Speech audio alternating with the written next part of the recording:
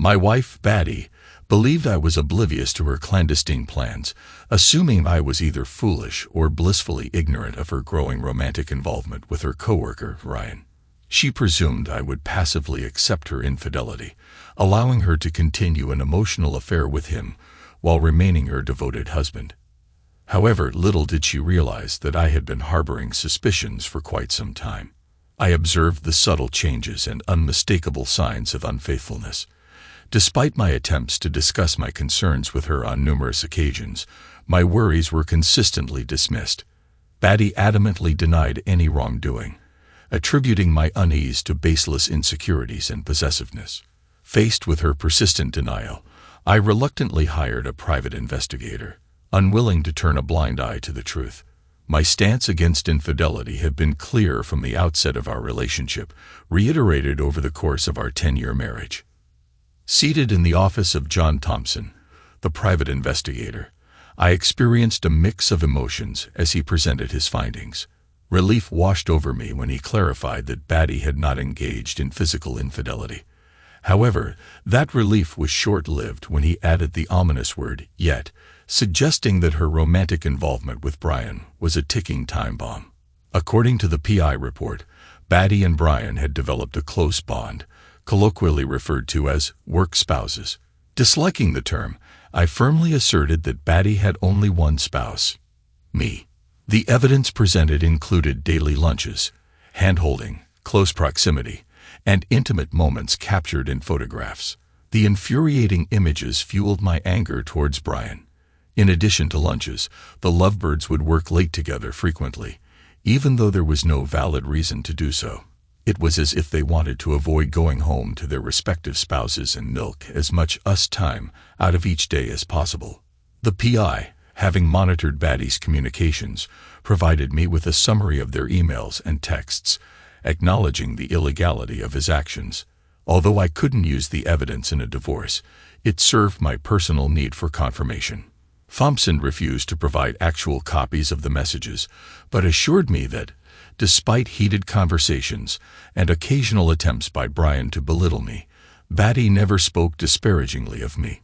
The evidence confirmed their romantic involvement, even if the declarations of love were absent from their exchanges. While seated in his office, contemplating my next moves, Thompson delivered the most disheartening news yet. Brian's wife, unbeknownst to me, was going to visit her mother for a 3-day weekend, which gave Batty and Brian a chance to meet and cement their relationship. The sole obstacle standing in their way was my presence. They weren't sure how they could spend the night together if I were still around. Since I wasn't going out of town, it would be nearly impossible to get away with it. Various plans were considered. One was to tell me that Batty was going on a girls-only trip for the weekend, but the fear of me discovering the truth through her friends led them to discard the notion. Another proposal was to coax me into going out of town, with the suggestion of organizing a golf trip, meeting a resolute refusal on my part. Eventually, a novel but straightforward approach emerged: honesty. Brian, convinced I was predisposed to tolerate infidelity to preserve a semblance of marital bliss, persuaded Batty that her liaison with him would somehow enhance our family life and relationship. He convinced her that all she had to do was tell me what she had planned to do with Brian, and I would give in and let her do it. The audacity of Brian's assumption about me was astounding, but even more surprising was Batty's acceptance of his manipulative narrative. She had to know there was no way I would put up with it. If she didn't realize it, then she was mentally unstable. Thompson disclosed that this was the extent of the evidence they possessed. Armed with this information, I returned home and requested continued monitoring of Batty's messages. On Friday, Thompson informed me that Batty intended to confront me the following Monday after work. She planned to reveal her intention to go on a date with Brian that Friday night, involving dinner, dancing, and culminating in a night at a hotel. Subsequently, she would come home to me on Saturday or maybe Sunday. Batty and Brian, in a bizarre twist, had rehearsed the entire dialogue, convincing themselves that I would acquiesce to her demands. Anticipating my initial upset and anger, Batty aimed to reassure me that it was a one-time occurrence, despite their mutual awareness of its ongoing nature. She even proposed post-intervention intimacy with me as a reward for my supposed understanding. With only 2 days to prepare for the impending confrontation, labeled by Batty and Brian as an intervention, I resolved to turn the tables and transform it into my interdiction. Over the weekend, I dedicated my time to analyzing various scenarios, contemplating how to navigate the tumultuous state of my marriage and whether I even desire to salvage it. Uncertain about my feelings for Batty, a clear plan gradually unfolded in my mind. Confront the issue head-on and bring closure to our relationship. During the initial phase of our marriage, Batty and I reveled in blissful happiness, sharing every aspect of our lives. She was not only my spouse but also my confident and intimate companion. However, over time, that connection seemed to dissipate, leaving me to question the longevity of such unions. Perhaps my perception of marriage was overly traditional and idealized, envisioning a partnership weathering life's challenges together. Both of us had experienced failed marriages before, and contemplating another failure led me to question the very institution of marriage itself. In a world marked by fleeting moments, rapidly changing cultures, pervasive social media, and instant gratification, the concept of marriage appeared increasingly outdated, akin to dinosaurs and compact discs. Entertaining the thought that if Batty wished to be with Brian, perhaps I should let her, I quickly shook off the notion, refusing to let myself be cuckolded. Despite my waning affection for her, surrendering her to Brian was out of the question. My resolve solidified just as my wife called me on Monday afternoon, disrupting my work routine. Starting the conversation with a casual tone, I questioned the unusual call, sensing something significant was afoot. Batty, using an endearing term, assured me nothing was wrong, but insisted on discussing a matter of importance later that day. In response, I subtly hinted at having big news to share as well, setting the stage for our evening conversation. With a tinge of suspicion, she probed for details, but I evaded, citing the need to complete my monthly report. As I ended the call and informed my boss of my early departure, the gravity of the impending confrontation sank in, prompting preparations for what I had now termed the interdiction. Seated at the kitchen table, the clock striking 5:27, the garage door announced Batty's return. My nerves clashed with an undercurrent of anger, yet I strived to maintain a composed exterior as raw emotions surged within me. An open bottle of Sauvignon Blanc, chilling on ice, awaited our conversation with 2 glasses at the ready. 2 minutes later, Batty entered alone, dropping her keys and purse on the countertop.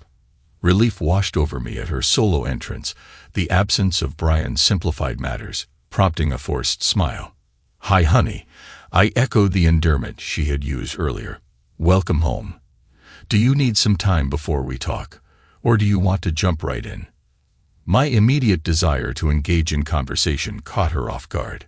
She likely expected the discussion to unfold gradually, unprepared for such a swift confrontation. Refusing to cede control, I aimed to keep her on edge, disrupting the meticulously planned script she had in mind. "I wasn't expecting you to be sitting here waiting, but yeah," she said. "I guess the sooner we get started, the sooner we can go on with our evening," she replied, settling across from me. Forcefully, I asserted, "I'd like to go first with my news, if that's okay with you. Do you mind?" Hesitant, she agreed. No, that's fine." Without waiting for her response, I poured 2 glasses of wine, placing one in front of her. "Good, would you care for a glass of wine?" "Yeah, that would be great," she said, sighing as she took a sip. I promptly refilled her glass. "I've given this a lot of thought," I began, deliberately pausing to build tension. Batty leaned forward, her gaze intense. "I'm not going to beat around the bush. There's no sense in dragging it out." "What is it?"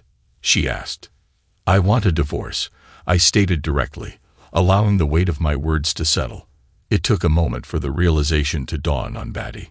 Confusion morphed into shock, then fear and concern as she worried about my knowledge of her affair with Brian. "Why?" she asked cautiously.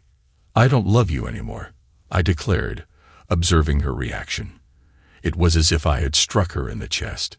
"You what?" she stammered, grappling with my revelation. "I fell out of love with you, Batty. I don't remember exactly when I stopped loving you," I lied, knowing precisely when. "It's been a long time coming. I tried to ignore it, but lately, it's just been harder and harder not to face the truth." "What are you talking about?" she asked, on the verge of tears. Her unexpected emotional response surprised me. "Do you recall when we first got married?" I inquired. "Remember how every free moment was spent together? Whether it was a trip to the grocery store, a movie night, or a visit to the mall, we did it as a team. It was as if we couldn't bear to be apart." Batty nodded, acknowledging the memories. "I remembered," she said. "We both had jobs, yet we made a special effort to have lunch together at least twice a week. We eagerly anticipated the end of the workday to rush home and be in each other's company. I missed you profoundly every day, looking forward to coming home to you, sharing kisses, and more often than not, making love. We shared our hobbies. Remember those pottery classes you convinced me to attend? It wasn't about the pottery itself. It was about sharing an experience with you. I loved every moment of it, watching you and helping you. I was captivated by your enthusiasm, just as I was with painting those Christmas village buildings." We reminisced about the time spent painting miniature buildings for a Christmas display, a tedious yet enjoyable activity we undertook together. "Your buildings were always better than mine," Batty remarked.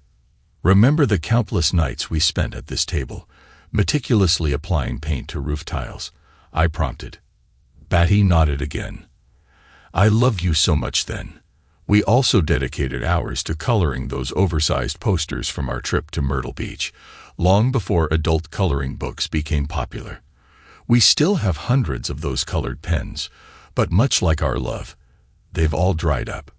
Batty visibly cringed. "My love hasn't dried up," she retorted defensively.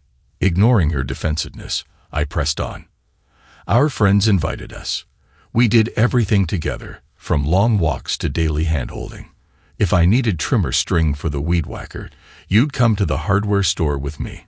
If you wanted to shop for clothes, I'd accompany you and wait outside the changing room."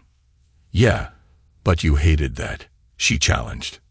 "No, I didn't," I agreed. "I didn't care about the clothes. I thought you looked beautiful in everything. I was there to be with you. I could have stayed home and watched sports.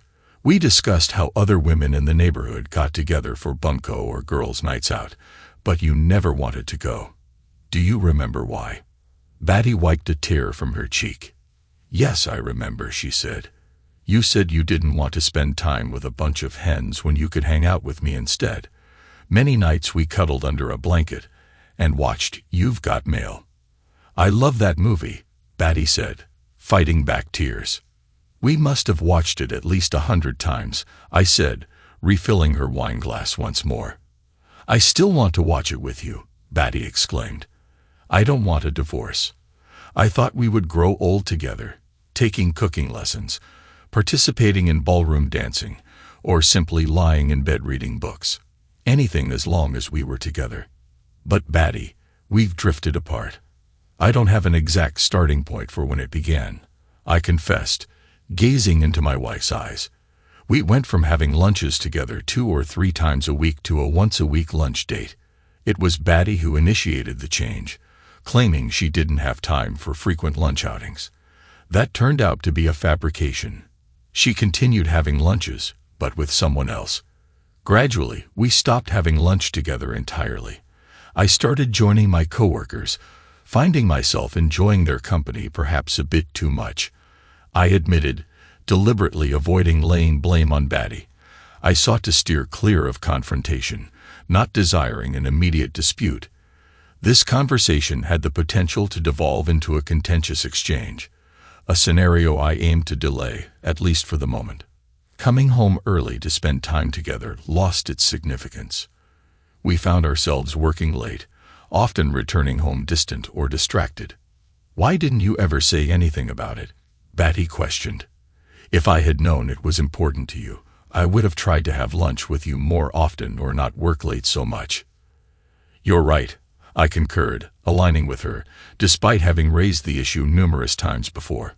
"I wish I had figured out why being with me wasn't as important to you. Maybe if I had, I could have made changes so that you would want to spend more time with me. I feel like I failed badly in that regard." I presented an image of taking responsibility for our growing apart, a distortion of the truth. My motive was clear. I wanted her to recall our past and ponder her role in its deterioration before unveiling the revelation about Brian. I knew that confronting her with Brian's involvement first would likely lead to an ugly confrontation, with me painted as a controlling, jealous partner. Before exposing what I knew, I aimed to prompt her reflection on what we had and her contribution to its demise. As time passed, we stopped doing almost everything together. You embraced your girls' night out, and I turned to poker nights. You enjoyed spa weekends while I went golfing. Batty, we could go days without more than a superficial conversation about the weather or the latest news. Our intimate life suffered too, often. We were too tired or not in the mood. In the early days of our marriage, our passion was insatiable. I couldn't keep my hands off you. We'd skip dinner to bring joy to each other all night, head out to the hot tub for some naughty fun. Yet we haven't even turned on the hot tub in over a year. I didn't think that's what you wanted, Batty countered, offering a rationale that seemed more like an attempt to shift blame onto me. "Oh God, no," I chuckled. "I never stopped wanting it. I'm just as eager now as I was 10 years ago. I just stopped wanting it with you." I could sense the depth of the cut, as she believed she had been the one rejecting our intimacy. Despite the pain, I found a bitter amusement in the situation. "What?" Batty's voice cracked. She seemed genuinely surprised. "You didn't want to be intimate with me." "I've lost all interest in being intimate with you," I admitted into the tense atmosphere. "You became distant, unresponsive. It felt like you wanted it to be over quickly so you could return to something more interesting, like knitting.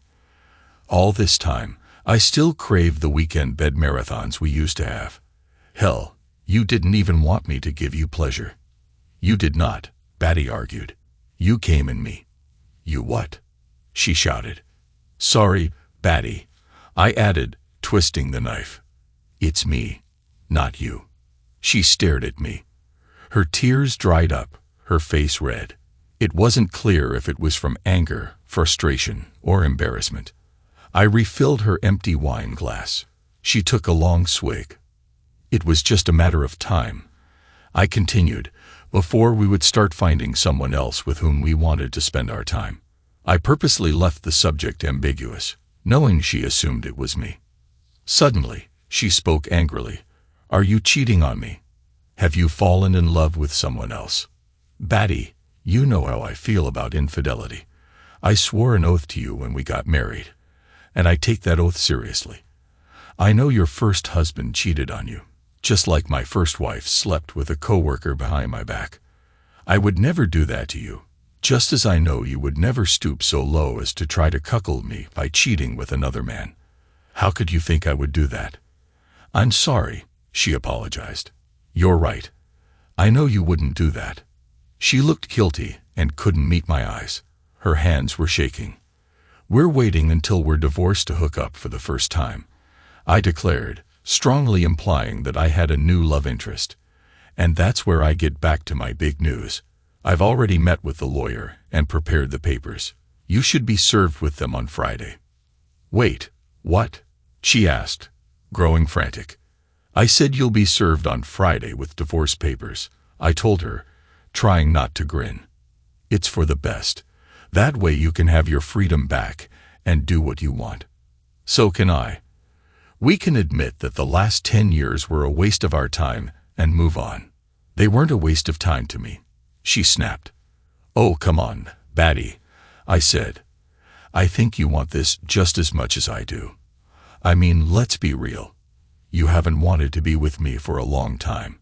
Our wedding was a mistake. I'm not the man you want to be with." "Yes, you are," she argued. "I don't want a divorce.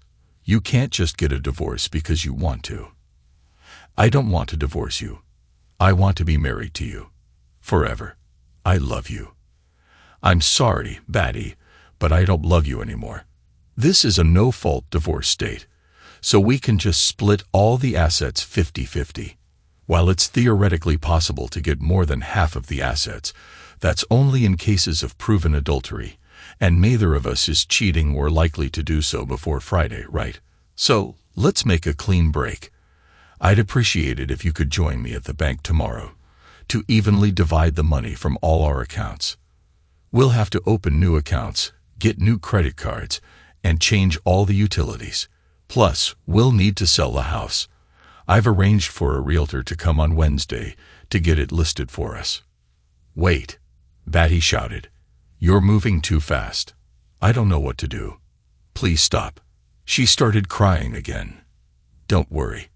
I've already packed my bags and will be staying in a hotel room from now until I find a permanent place. You can stay here until the house sells. Wait. God damn it. Batty, she yelled. Please, wait. There's no need to wait, I said. Right? We shouldn't put this off any longer. I mean, we need to get it all taken care of before Friday. Don't we? Why? What's so damned important about Friday? She demanded. Well, you're going on a date with your boyfriend, Brian, on Friday, right? Isn't that the day you two planned to spend the night in a hotel together? Batty froze, her eyes looking like they were about to pop out of her head. Her mouth hung open, resembling a dying fish. She tried to speak, but only a sputtering sound came out. Did I have the day wrong? Hang on, I said as I pulled the manila folder out from under a stack of Better Homes and Gardens magazines and flipped it open. I pulled out the summary sheet from the private investigator's report and slid it between us, showing it to Batty. I pointed to the part about her plans to sleep with Brian on Friday night. Nope, I'm right. See, it says right here, you and Brian have reservations at the Gaylord Texan for this Friday night. It's not. She started, but I cut her off. It's not what it looks like. I asked, completing the sentence for her. Oh, do I need to show you the photographs of you and Brian making out at lunch? She stared at me as the tears flowed again.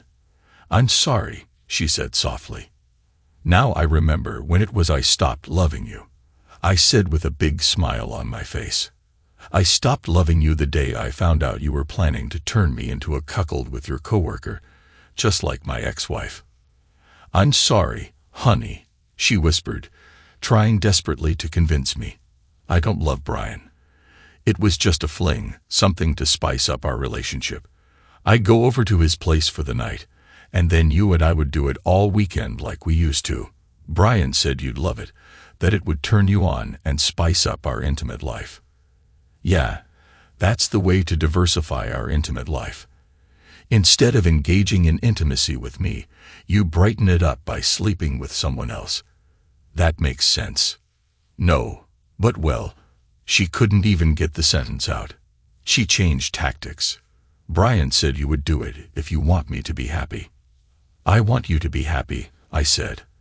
I want you to be happy with me like we were once. I don't want you to be happy with some other man. Did you become stupid or something? How could you think I would be okay with this? You had to know how I feel about infidelity.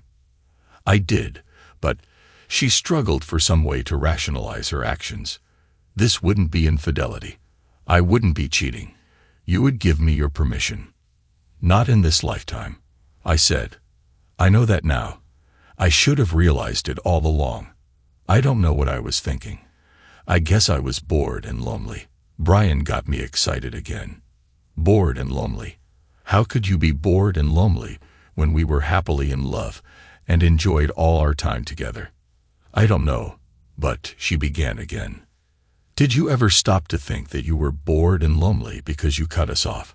You stopped having lunch with me. You stopped spending time with me and doing things with me.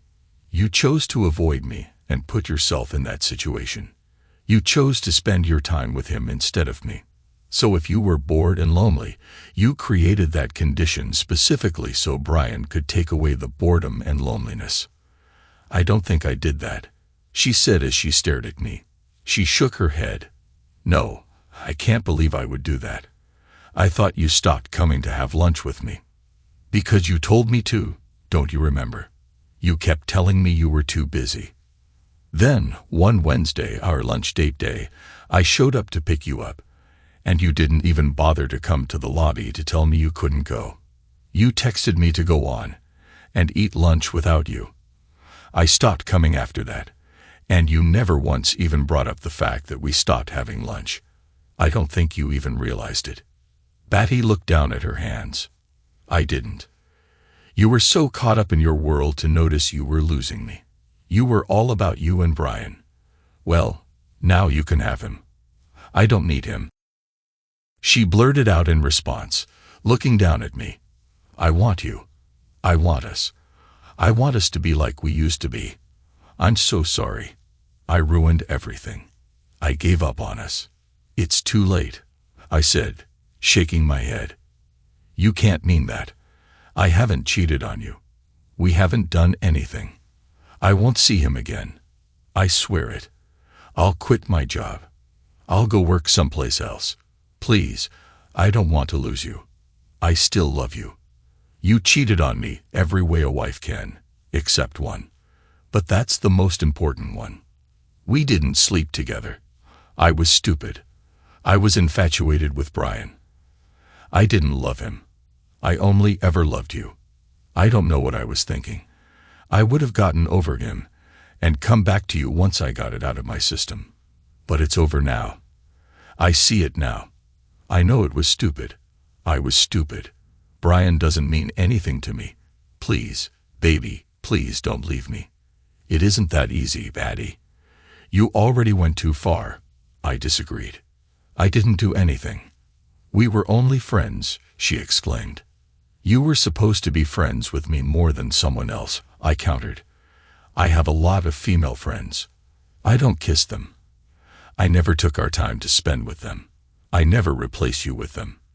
And I never once plotted to sleep with them and force you to agree to it. Batty lowered her head into her hands, sobbing openly. I'll never neglect you or take you for granted again. I swear it. Please, can't we treat this as a big mistake? Can't you forgive me and give me another chance?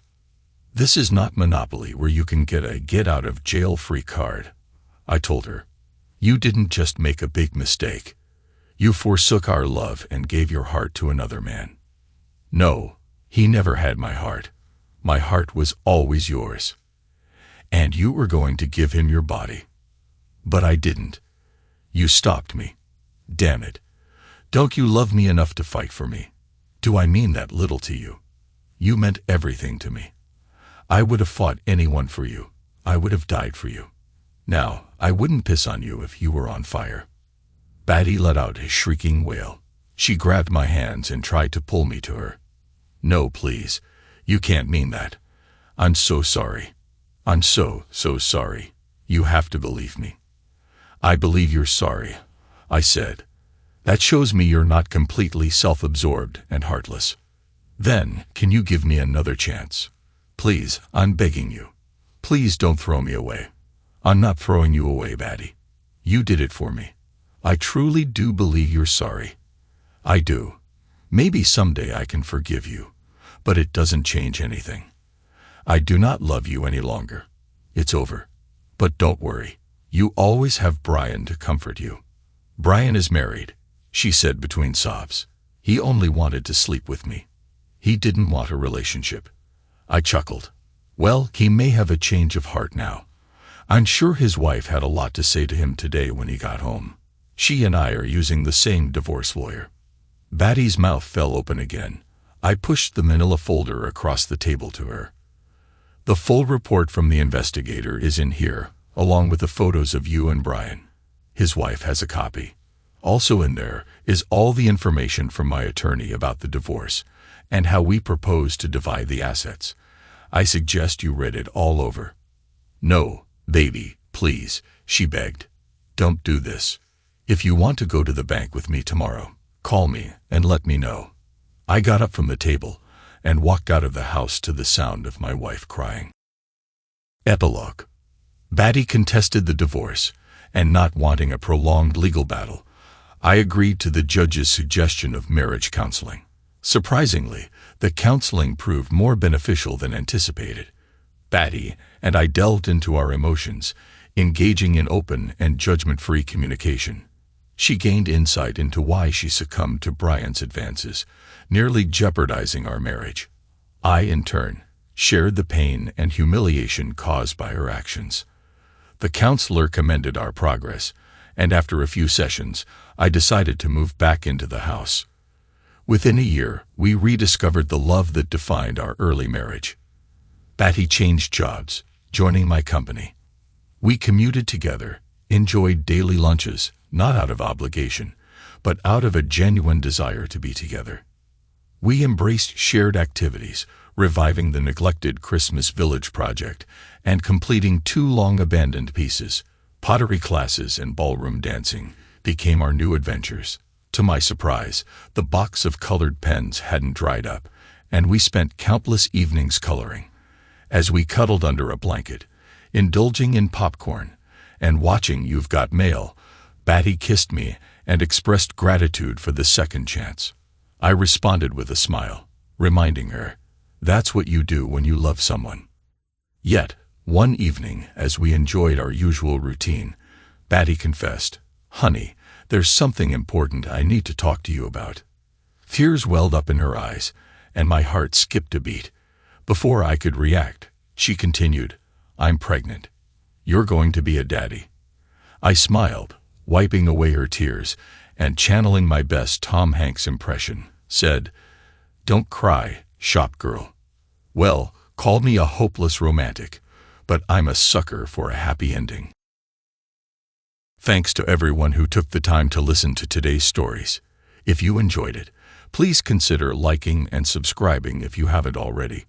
Feel free to share your thoughts on the events in the comments below. Take care.